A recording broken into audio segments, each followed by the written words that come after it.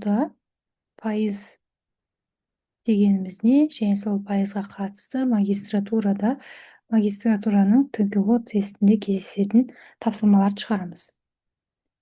Енді мына жерде анықтама берілген. Пайыз дегеніміз қысқаша айтқанда 100-ден 1 бөлік. Яғни 1% дегеніміз ол бір нәрсенің, мысалы, барлығының 100-ден 1 бөлігін айтамыз. Өмірде кездеседі, соған қатысты есептер талдаймыз. Жаңа айтқанымыздай 1% дегеніміз ол 100-ден 1 бөлік, яғни 0,100-ден 1. Ондық бөлшек түрінде жазылса мынадай ондық бөлшек. Ал мынау жай бөлшек түрінде жазылса, 1-ді 100-ге бөлсеңіз, мынау жай бөлшек бұл. Сонда санның 3% деген ол 100-ден 3 бөлігі, яғни 0,100-ден 3. 50% деген 100-ден 50 бөлігі, яғни жартысы, 2-ден 1 бөлігі, немесе 0,5 бөлігі. 75% дегеніміз ол 100-ден 75 бөлігі, немесе 4-ден 3 бөлігі. 75 пен 100 екеуі 25-ге қысқарады, 3, мына жерде 4 қалады. Сонда 0,175 бөлігі тағы сол сияқты жалғаса береді. 35,5% дегеніміз 100-ден 35,5% бөлігін айтамыз, пайызы дегеніміз. 35,5% дегеніміз 100-ден 35,5 бөлігін айтамыз. Оны ондық бөлшекпен жазатын болсақ, 0,100-мыңнан 355 бөлігін іздеу қажет. Мысалы, мына жерде шеңбер, дөңгелек берілген, дөңгелектің тең 4 бөлікке бөлінген. Бұның сонда боялған бөлігі, оның 4-ден 1 бөлігі боялған, 4-ден 1. Ондық бөлшекпен жазатын болсақ, 4-ден 1, 1-ді 4-ге бөлетін болсақ, 0,25. Немесе 0,25%-ға айналдырсақ, 25% боялған. 25% боялған. Келесі, мына 4 квадратты қараймыз, квадрат тең мынандай үшбұрыштардан 1, 2, 3, 4, 5, 6, 7, 8 бөліктен құралған. 8, оның 1, 2, 3, 4 боялған. Жай бөлшекке айналдырсақ қысқарады, екеуі де 2-ге бөлінеді, 4-ге бөлінеді, 2-ден 1. Яғни жартысы боялған, 2-ден 1 бөлігі. 2-ден 1 бөлігі дегеніміз 0,5. Ондық бөлшекке айналдырсақ, енді пайызға айналдырсақ, 50% боялған, жартысы. Мына жерде қарасақ, 5 жұлдыз, бұның боялған бөліктерінің барлығы тең 1, 2, 3, 4, 5 бөлік тең бөліктен құралған, 5-еуінің 3-еуі боялған, 5-еуінің 3-еуі. Енді 3-ті 5-ге бөліп жіберсек, жай бөлшекті ондық бөлшекке айналдырсақ 0,6. Немесе мынаны біз жай бөлшекті ондық бөлшекке айналдыру үшін бөлімін 10-ға келтіру керек, 10-ға, 100-ге, 1000-ға. Сонда біз бұның бөлімінде алымында 2-ге көбейтіп жібереміз. Сонда 3 көбейту 2, 2-ге көбейтсек бөлу 5 көбейту 2. Тең 6 бөлу 10. Ол дегеніміз 0,16-ға тең. Яғни 6-ны 10-ға бөлсек 0,16. Сонда жай бөлшекті ондық бөлшекке айналдыру үшін бөлімін 10, 100, 1000 деген сияқты сандарға келтіру қажет. Және де жай бөлшектің егер бөлімін негізгі қасиеті бойынша, жай бөлшектің негізгі қасиеті бойынша алымы мен бөлімін бірдей санға көбейтуге болады. Яғни алымда бөлім 2-ге көбейтіп жібердік, сонда бөлім 10-ға айналды. 10-нан 6 дегеніміз ол ондық бөлшекке айналдырсақ 0,6.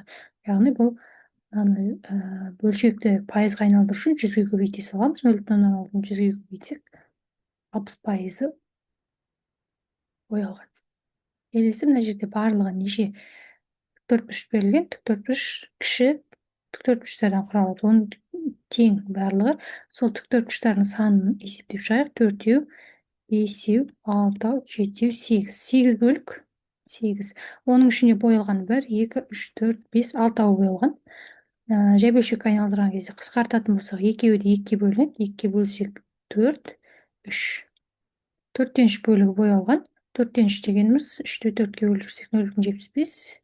Немесе мына әдіс бойынша біз бөлімін 10-ға келтіре алмаймыз, тек қана 100-ге келтіреміз. Сол үшін 100-ге айналдыру үшін бөлімін 25-ге көбейтіп, сонда алымында бөлімі қатар 25-ге көбейтеміз. 25-ге көбейтуге болады, өйткені ештеңе өзгерген жоқ. Бұл жерде астында 100-ден жүзден 75. Жүзден 75 дегеніміз 0,175. Ол дегеніміз санның 75%. 0,75-ті 100-ге көбейтіп жібереміз, сол кезде 75% болып шығады. Сонда мынау фигураның 75% боялған. Келесі, мынау 6 бұрыш па? 1, 2, 3, 4, 5, 6, 7, 8, 9, 10 бұрыш екен. 10 бұрыштың боялған барлық тең үшбұрыштар санын санайық. 3, 4, 5, 6, 7, 8, 9, 10. 10 тең үшбұрышқа бөлінген. Оның нешеуі боялған? 1, 2, 3, 4, 5, 6, 7. 10-ның 7-і боялған. Қысқармайды, 10-ның 7-сі боялды. Енді бұны біз ондық бөлшекке жазатын болсақ 0,7 болады. Сонда 70% боялған. Келесі, енді бұл есеп магистратураның testcenter.kz сайтынан алынған есеп. Филологияға арналған. Мұндағы дегеніміз барлығы 500 түп ағаш бар отырғызылған. Саябақта көрсетілген қарағай ағашын саны. Сонда барлығы бізде дөңгелек диаграмма арқылы көрініп тұр. Бұл жерде барлығы 500 түп ағаш болса, оның ішінде қарағай бізге қажеті көппен көрсетіліп тұр, яғни 23%. Онда 500 түп ағаштың 23%-ын табу қажет. Ол үшін 500-дің 100-23 бөлігін табу қажет. 23% дегеніміз ол 100-23 бөлігін қажет. Сонда санның бөлігін табу үшін 500-ді осы 100-23-ге көбейте саламыз. Сонда 100-бен 500 қарады, 5 қалады. 5-ті 23-ге көбейтсек, шығады 115. Немесе бұны біз басқаша әдіспен шығарамыз. Ол пропорция құру арқылы. Сонда 500, барлығы бізде 500 түп ағаш бар. Оны біз 500 түп ағашты 100% деп санаймыз. 100%.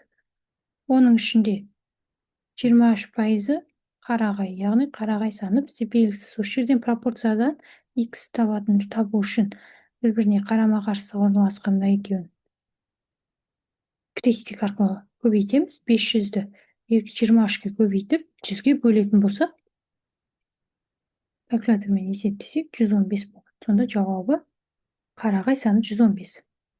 Келесі, бұл да бір дөңгелек диаграмма.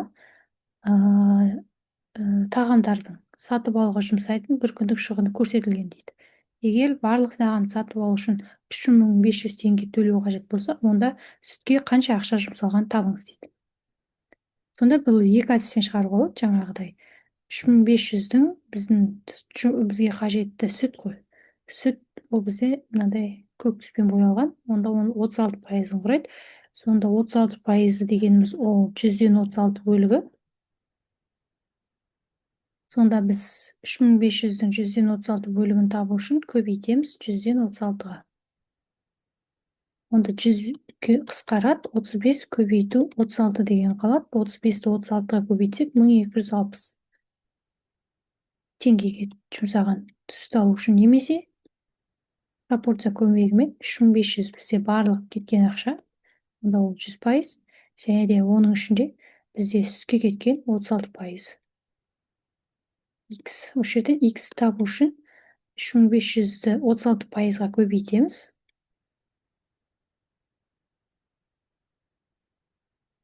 Бөлеміз 100%-ға. Жерде көріп тұрмыз, бірден пайыздар қысқарып кетті. Сонда 3536-ға көбейтіп 100-ге бөлсеңіз 1260 теңге шығады. Сонда сүтке осындай 1260 теңге жұмсаған. Келесі, штрихталған фигураның үлкен квадрат ауданының қанша пайызын құрайтынын табыңыз дейді. Сонда бізде жасыл түспен боялған фигураның ауданы барлығының қанша пайызын құрайды дейді. Сонда бізде барлығы мынау сыртындағы квадраттың ауданын есептеу керекпіз. 1, 2, 3, 4, 5 квадрат болғандықтан 5-те 5 квадрат екен. Онда үлкен фигураның ауданы 25. Бірлік квадрат. Мына жерде өлшем бірлік жоқ. Сондықтан бірлік квадрат. деп жазамыз. Енді оның ішінде мына боялған тіктөртбұрыштың ауданын қарайтын болсақ, ол бізде 6-та 3-те 2, яғни 6-ға тең. 6 квадрат бірлік. Енді бұны шығару үшін де екі тәсілмен шығаруға болады. 25 дегеніміз ол 100% болса, оның 6 деген қанша пайызын құрайды? X. Осы жерден X табатын болсақ, 6-ны 100-ге көбейтіп, 25-ке бөлеміз. 6-ны 100-ге көбейтіп, 25-ке бөлетін болсақ, 24 шығады. 24%-ын құрайды. Өйткені мына жерде пайыз қалды, бір өлшем бірлік. Өйткені сонда X-іміз пайызбен өлшем бірлікпен шықты, 24%-ын құрайды. Немесе санның қандай барлығының ішіне қанша пайызын құрайтынын табу үшін сол 6-ны 25-ке бөлеміз. Яғни 25-тен 6-сы боялған. 25-тен 6 бөлігі, оны біз ондық бөлшектерінде, жай бөлшектерінде жазып тұрмыз. Енді жай бөлшекті пайызға айналдыру үшін 100-ге көбейте саламыз. Сонда бұл жерде де 100 бен 25 қысқарады, 4-24% деп шыға келеді. Сонда бұл жағдайда екі тәсілмен шығардық. Бірінші мынау екінші тәсілі. 24% боялған.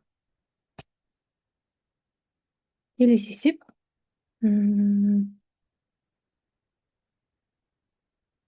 А шамасы мен Б шамасы берілген. 780 санының 50%-ын табу қажет. Ол үшін 780-нің 100-ден 50 бөлігін анықтау керек, яғни жартысы. Ол 780-ді 0,5-ке немесе 2-ден 1-ге көбейте саламыз, 390 шығады. Келесі 850 санның 45% табу керек. 850-ді көбейтеміз, 45% деген 100-ден 45 бөлігі. 850-ді 100-ден 45-ке көбейтсек, 382,5 шығады. Сонда бізге жауабы А шамасы үлкен. 30% 60 санының 90%-ын құрайтын сан дейді. Мына жерде сөйлемді түсініп қарасақ, бірінші 60 санның 90%-ын анықтап алу қажет. 60 санының 90% дегеніміз оның 100-ден 90 бөлігі. 60-ты 100-ден 90-ға көбейтеміз, 54 шығады. Енді осы 54 қандай да бір санның 30% екен. Сонда 54 дегеніміз ол бір санның 30%, сонда ол сан өзі 100%. Өзі белгісіз, сондықтан X деп аламыз. Тағы да пропорциямен шығарамыз. 54-ті 100-ге көбейтеміз, қарама-қарсы тұрған екеуін, сосын 30-ға бөліп тастаймыз. Негізі екеуінде де мына жерде пайыздар бар. 100%, 30%, 2% қысқарады, бізге қажет сандық мәнді береді. Сонда бұл жерде шығады 180.